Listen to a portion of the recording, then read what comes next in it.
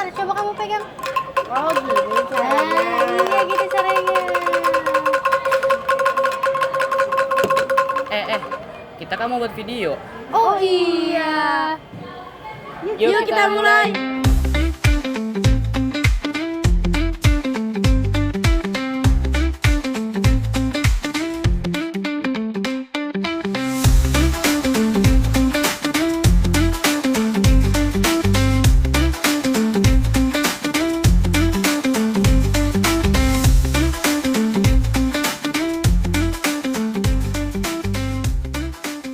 Anak-anak, jika kalian menjadi orang kaya dan memiliki lahan yang luas, kira-kira apa yang kalian lakukan? Kalau saya ya Pak, saya bakal maksimalin lahan kebun saya itu untuk menanam berbagai macam jenis pohon, kayak sawah, sawit, karet, tembakau, dan lain sejenisnya. Kalau saya akan tanami berbagai tanaman karet dan mempekerjakan banyak petani agar mereka sejahtera. Ian, coba pendapatmu bagaimana jika kamu memiliki uang banyak dan memiliki lahan yang luas? Kalau saya punya banyak uang, saya bisa beli banyak penebang mesin supaya saya bisa menebang berapa tumbuhan yang ada di kebun saya dan bisa mendirikan berbagai bangunan seperti pusat pembelanjaan, apartemen, dan restoran.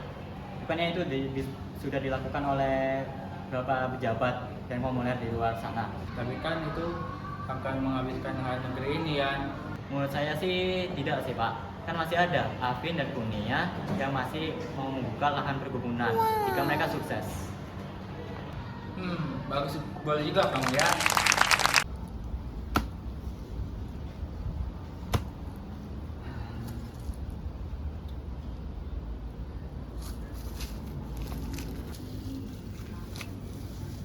Ada kamera. Perkenalkan, nama saya Didi. Di sini saya berprofesi sebagai kuli. Bagi kebanyakan orang tuh liburan tuh sebagai alat penghilang stres. Tapi kalau bagi saya liburan itu cuma nambah stres saja. Pak ingin ke Dufan. Nah, Jakarta banjir. Ya udah ke Tangkuban Perahu. Nah, perahunya bocor. Ah, bilang saja Bapak tidak punya uang. Ah, pinter banget kamu. Anak saya mah emang jarang liburan. Sekalinya saya ajak ke tempat kerja aja, dia pikir itu liburan. Dari pagi sampai sore, dia anteng nyusun Lego pakai batu bata. Anak orang lain mah nyusun Lego jadi robot. Anak saya nyusun Lego jadi pos ronda. Gimana nah, seru main sama Bapak? Mantap mah, pokoknya nanti kalau udah gede aku mau jadi kuli bangunan. Hei, masa perempuan jadi kuli bangunan? Gak apa-apa mah, emansipasi. Anak saya emang jarang liburan. Jadinya dia norak. Kemarin aja saya ajak mandi bola, dia malah bawa handuk. Nah, gak usah bawa handuk, kan sudah disediain. Oh iya deh. Tapi bukan cuma anak saya doang sih yang jarang liburan, saya juga. Bagi saya, kompetisi ini ya liburan. Saya bisa pergi ke Jakarta, kasur empuk, tidurnya enak. Saya kalau tidur di sono langsung bayang hal indah. Tapi kalau saya tidur di rumah, langsung bayang cicilan. Makanya anak saya sering protes gara-gara itu. Dia bilang gini, Bapak curang, tiap hari tidur di hotel, makan nasi kotak, naik lift. "Nak, Bapak kan di sana kerja." Apa? Kerja? Bukannya Jakarta banjir? "Nah, Bapak kan di Jakarta kan naik tongkang." Anak saya tuh sering banget protes ke saya. Katanya dia tuh pengen tahu Dufan. Kalau anak lain tuh kalau mau tahu Dufan, dia pergi ke Dufan. Kalau anak saya pengen tahu Dufan, ya saya bawa ke warnet. Tapi ya walau saya tahu dari warnet tuh kalau Dufan tuh banyak warnetnya. Salah satunya ya rumah miring. Ini kalau mandor saya tahu rumah miring, ini langsung dibongkar nih rumah. Saya masang batu bata miring aja langsung diomelin. Lah ini orang bikin rumah malah miring. Bikin malu komunitas kuliah aja nih. Oke, sekian dari saya Didi, terima kasih.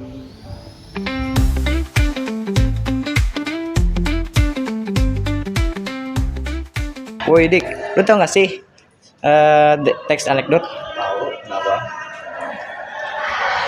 Coba gue tanya lu, Oke. apa sih definisi dari teks anekdot? Jadi anekdot itu cerita singkat yang lucu dan menarik. Biasanya berdasarkan pengalaman nyata atau fiksi yang bertujuan untuk menghibur, mengkritik, atau memberikan pelajaran. Selanjutnya, apa sih struktur dari teks anekdot? Struktur pertama ada orientasi, yaitu pengenalan pada cerita. Struktur kedua ada puncak konflik, di mana di sini udah mulai muncul kenapa ini layak untuk ditonton. Terus ketiga ada klimaks, bagian yang menegangkan. Lalu ada konklusi, yaitu pemecahan masalah. Oke, yang terakhir, apa sih fungsi dari teks anekdot? Fungsinya itu untuk menghibur banyak orang, lalu mengkritik suatu pihak yang emang ingin dikritik. Juga bisa untuk memberikan pelajaran yang memberikan pesan moral dengan cara menarik. Oke, makasih adik. Ya.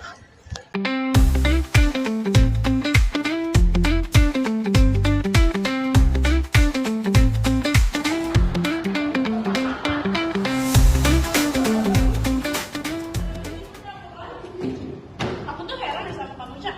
Kenapa tiba-tiba heran sama aku?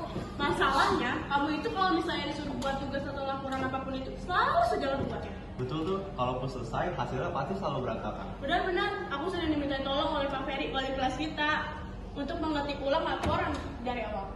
Aduh, udah deh nggak usah ribet. Kita kan teman sesama teman terus yang membantu tahu. Masalahnya teman kelas yang lain juga ikut ngomongin kamu. Katanya kapan sih kalau dikasih tugas sama guru kamu langsung cepet ngerjain tanpa bikin kesalahan. Iya nih, aku juga sering ditanya oleh teman sekelas kita tentang hal itu. Bagaimana kalau misalnya kita terus-terusan ditanya oleh mereka? Aduh, udah deh kalian nggak usah pusing. Kalian tinggal bilang aja kalau kalian pernah lihat aku cepet tanggap saat disuruh Pak Ferry mengerjakan tugas darinya. Emangnya kapan? Minggu lalu, saat Pak Ferry menyuruh aku untuk mengambil dan menghitung uang kas bulanan yang selalu diberikan kepadaku setiap awal bulan.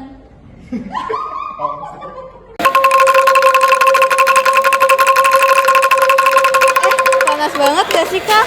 Iya nih, haus banget jadinya. Iya pas banget. Kalian capek nggak sih main nongkrong terus? Capek nih, haus. Aku punya ini buat kalian. Wah, makasih ya. Ini namanya air leminho, guys. Wow. Yuk kita minum. Yuk.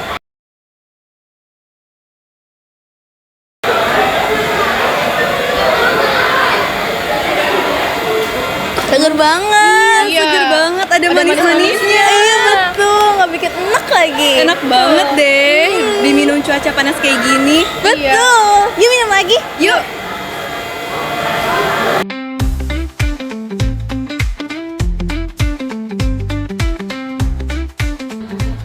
Assalamualaikum warahmatullahi wabarakatuh. Kami dari kelompok Ganjil ingin tanya jawab tentang gagasan dan perasaan. Perkenalkan, saya Lydia Fitriani. Perkenalkan, nama saya Disalsabila Putri. Perkenalkan, nama saya Novel Gamelan Sembiring. Nah, kalian tahu nggak sih itu apa sih gagasan dan perasaan itu? Saya ingin menjawab pertanyaan dari Liel. Gagasan adalah ide atau pikiran utama yang ingin disampaikan dalam sebuah teks atau ucapan. Sedangkan perasaan adalah emosi atau suasana hati yang dirasakan seseorang menyampaikan atau membaca sesuatu. Nah, kalau perbedaan tentang gagasan dan perasaan itu kalian tahu nggak? Gagasan berkaitan dengan isi atau pikiran yang ingin disampaikan. Sedangkan perasaan berkaitan dengan emosi, bagaimana hal itu dirasakan. Cukup sekian dari kelompok kami. Kurang lebihnya mohon maaf. Wassalamualaikum warahmatullahi wabarakatuh.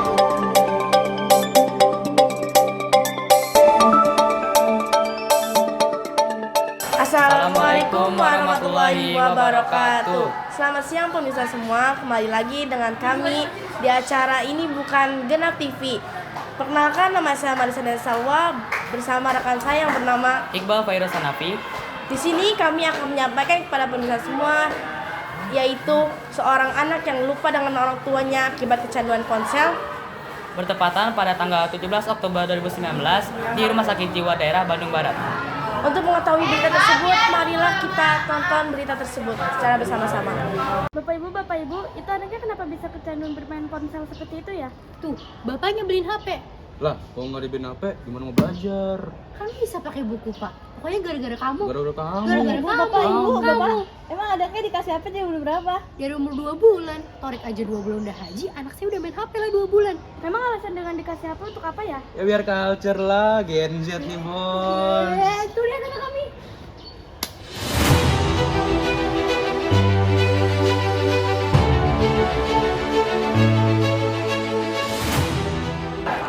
Kembali Kembali lagi pemirsa semua bersama kami di studio. Akibat kejadian tersebut, para orang tua pun khawatir dengan kondisi anak-anaknya dan para orang tua mengawasi anak-anaknya hingga membatasi anak-anaknya supaya tidak bermain ponsel secara terus-menerus agar tidak terjadinya kecanduan. Selanjutnya ke berita kedua, yaitu seorang siswi yang kehilangan sepatu di daerah Bogor, bertepatan di Sekolah Harapan Bangsa.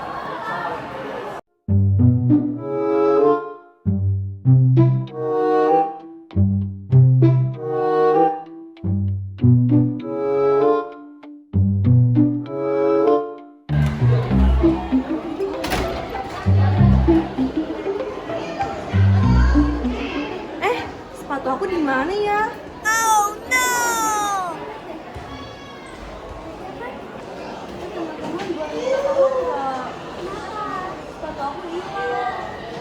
Lihat deh, itu rame-rame udah apa? Yuk, samperin. Yuk. Pada apa?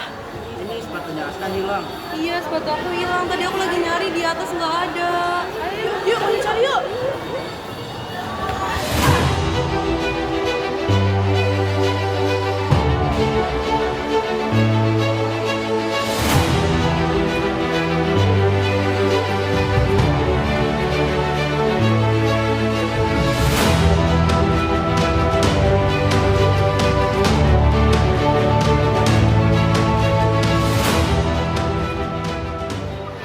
Sampai saat ini pun belum tahu siapa pelaku yang mencuri sepatu tersebut, sehingga para siswa dan para guru masih terus mencari siapa pelaku tersebut. Sekian berita siang hari ini yang dapat kami sampaikan. Sampai jumpa di berita selanjutnya. Di acara ini bukan Genap TV.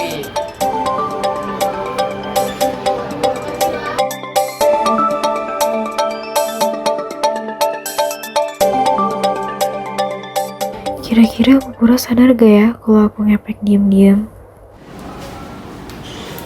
Nanda itu lekas apa? Kamu ngepek ya? Maaf Bu, ini salinan dari buku paket. Di masa depan kamu mau jadi apa kalau ngepek seperti ini? Saya mau jadi pejabat Bu. Bagaimana bisa kamu jadi pejabat kalau kamu ujian aja masih ngepek kayak gini? Mohon maaf Bu.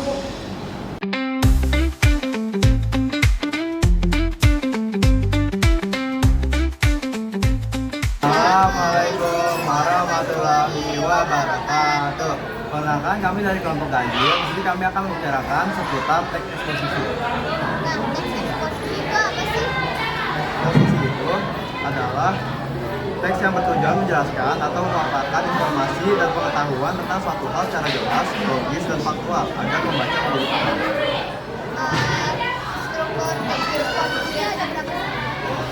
Teks eksposisi itu ada yang pertama ada pendahuluan, itu mengenalkan topik dan tujuan. Kedua ada argumentasi, itu mempresentasikan argumen yang mendukung topik. Ketiga ada contoh yang menyajikan atau ada mendukung argumen, dan keempat ada kesimpulan untuk menyimpulkan hasil pembahasan. Pertanyaan terakhir adalah Kenapa sih? Fungsi utama yang paling krusial adalah untuk menjelaskan, menganalisa, menginformasikan, mengajar berpikir, dan membangun pengetahuan untuk para pendengarnya. Nah itu saja dari tanya jawab kita berdua. Kurang lebihnya mohon maaf jika ada salah kata. Wassalamualaikum warahmatullahi wabarakatuh.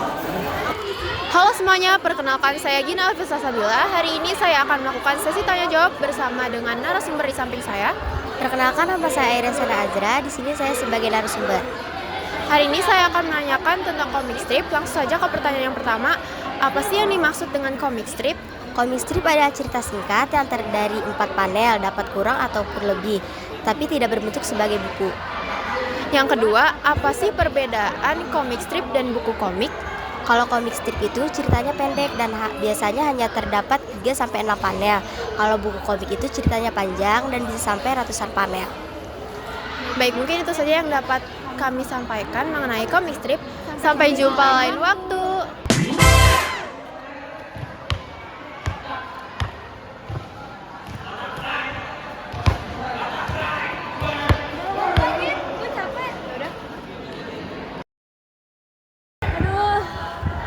Lu kenapa? Capek banget nih habis main basket. Haus. Nih. Apa nih? Buat aku? Iya. Oke.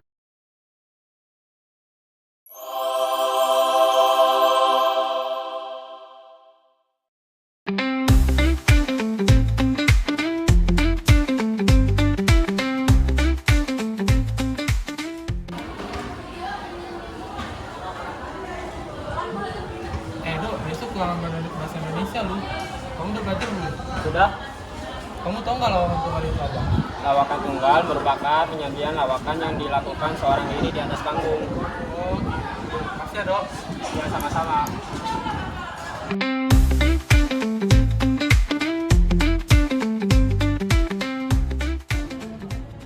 Oh, di sini keterangannya virus jarang masuk ya, dan nggak ada keterangannya.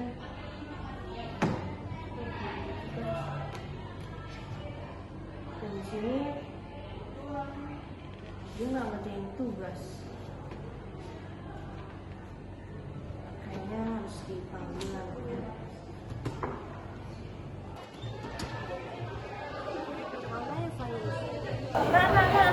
Ya kenapa Bu? Ibu boleh minta tolong nggak? Kenapa Bu? Panggilin siswa yang namanya virus, dipanggil ibu di ruang BK. Ibu tunggu sekarang. Oke siap Bu. Makasih ya Nana. Iya. Itu virus. Virus. Dipanggil Bu Risa di ruang BK. Bu, ada apaan sih? Panggil dulu.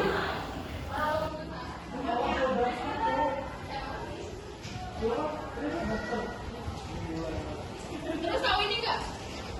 Ini. Permisi Ibu.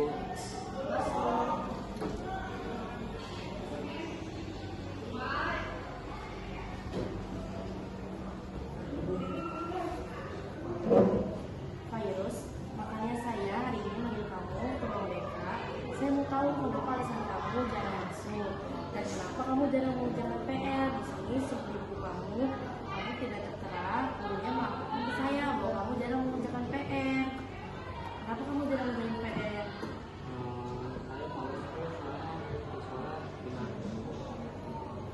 Tapi saya tahu cita-cita kamu menjadi akpol. Soalnya saya lihat dari story kamu. Jadi kan kamu pengen jadi akpol.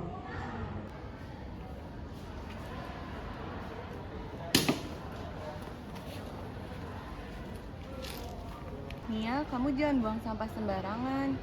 Aduh Aska, tapi teman-teman yang lain juga biasa buang sampah sembarangan kok. Tapi kamu gak harus ikut-ikutan hal yang buruk dari teman-teman. Apalagi kan kamu bercita-cita menjadi seorang pelayar. Jadi kamu harus menjaga kebersihan, Nia.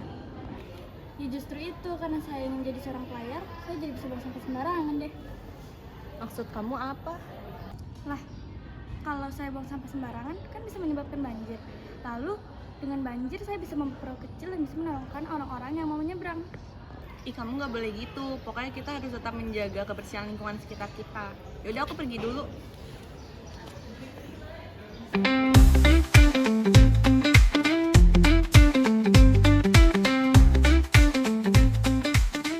Halo semuanya, perkenalkan nama saya Abraham Rahasia. Saya akan memberikan kuis kepada narasumber yang samping saya. Perkenalkan, saya Kalisa sebagai narasumber pada sesi kali ini. Bahan pertama yaitu apa itu infografik. Infografik adalah sebuah informasi yang dibuat secara poster atau grafik lainnya. Kalau infografik ini apa ya?